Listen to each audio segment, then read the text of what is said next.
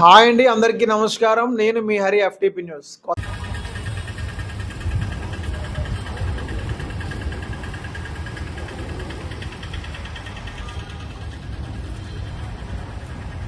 శ్రీ వెలపూడి రామకృష్ణ బాబు గారు, member of legislative assembly.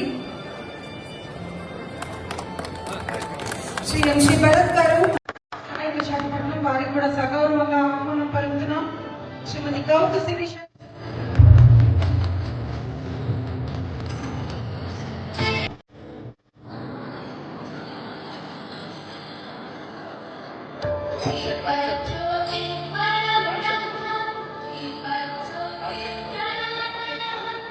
Rajasekhar గారు వేదికకి రావాల్సిందిగా కోరుతున్నాను.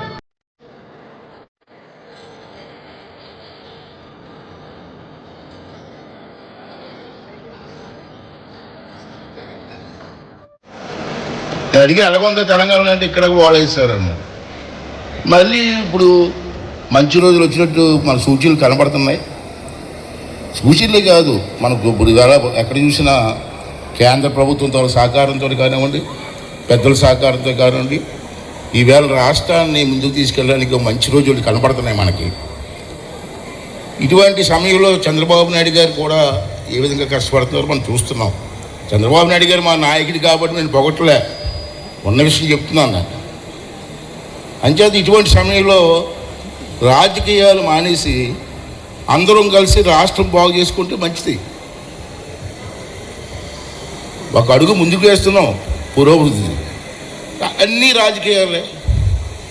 మన తుఫాను వచ్చింది, చంద్రబాబు నాయుడు తుఫాను వల్ల తుఫాను రావడానికి చంద్రబాబు అంటే చంద్రబాబు నాయుడు వచ్చేద్దాం తుఫాను. ఏంటిది, ఏంటి మాట్లాడుతున్నారు? అటువంటి నాయకులేంటి మనకు కావాల్సింది.